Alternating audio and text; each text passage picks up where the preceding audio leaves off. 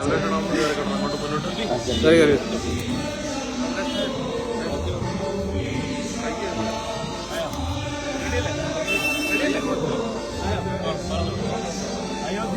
പ്രാണപ്രതിഷ്ഠ കേരളത്തിലെ ജനങ്ങൾ ഒറ്റ മനസ്സോടെ ഏറ്റെടുത്തിരിക്കുന്നു എന്നുള്ളതാണ് എല്ലാ ക്ഷേത്രങ്ങളിലും കാണുന്ന ഈ ഭക്തജന തിരക്ക് തെളിയിക്കുന്നത്.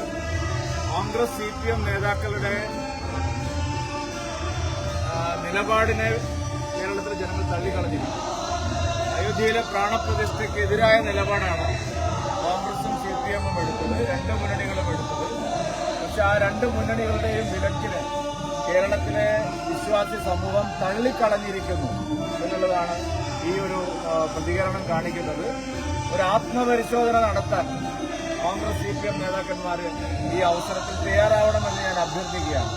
കാരണം അവർ രണ്ട് മുന്നണികളും എതിർത്തിട്ടും കേരളത്തിലെ എല്ലാ സമുദായ സംഘടനകളും സാംസ്കാരിക സംഘടനകളും ചലച്ചിത്ര താരങ്ങളും എല്ലാവരും ഇതിന് അനുകൂലമായിട്ട് രംഗത്ത് വന്നിരിക്കുന്നു. SNDP ആയാലും NSS ആയാലും പുലയമാസഭയായാലും വിശ്വകർമ്മ സംഘടനകളായാലും ധീവര സംഘടനകളായാലും പാർശ്വവൽക്കരിക്കപ്പെട്ട മറ്റ് പട്ടികവർഗ സംഘടന എല്ലാവരും ഇതിന് ഐക്യദാർഢ്യം പ്രഖ്യാപിച്ചു. ക്ഷേത്രങ്ങളിൽ ഭക്തജനങ്ങളുടെ വലിയ തിരക്കാണ് കാലത്ത് മുതൽ. പ്രാണപ്രതിഷ്ഠ കേരളം ഏറ്റെടുത്തു.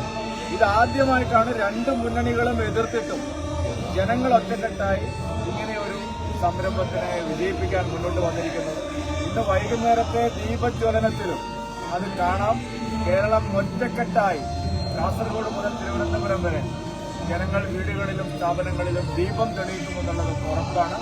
മുന്നണികളുടെ ഈ വോട്ട് ബാങ്ക് രാഷ്ട്രീയ നിലപാട് അവർ തിരുത്താൻ സമയമായി എന്നാണ് ഞങ്ങൾക്ക് പറയാനുള്ളത്. ഒരു പ്രചരണത്തിനും ജനങ്ങൾ അത് ഏറ്റെടുത്തില്ലല്ലോ. ഇപ്പോ ഇതിനനുകൂലമായി സംസാരിച്ച ചിത്രയ്ക്കെതിരായിട്ട് അവര് വലിയ തോതിൽ ബഹളമുണ്ടായി. ശോഭനയെ അവർ ആക്ഷേപിച്ചു. പക്ഷെ ഗോവിന്ദൻ എന്ത് പറയേണ്ടി വന്നു? ഗോവിന്ദന് മാറ്റി പറയേണ്ടി വന്നല്ലോ. അവരെ ഒന്നും ഉപദ്രവിക്കരുത് എന്ന് സഖാക്കളോട് അഭ്യർത്ഥിക്കേണ്ടി വന്നല്ലോ. ഇതെല്ലാം കാണിക്കുന്നത് അയോധ്യയുടെ വിജയമാണ്. ഇത് കേരളത്തിലെ സമൂഹം മുഴുവൻ ഭാരതത്തിലെയും ജനങ്ങൾ ഏറ്റെടുത്തതുപോലെ കേരളത്തിലെ ജനങ്ങളും ഇത് ഏറ്റെടുത്തു എന്നുള്ളതാണ് ഏറ്റവും വലിയ പ്രത്യേകത.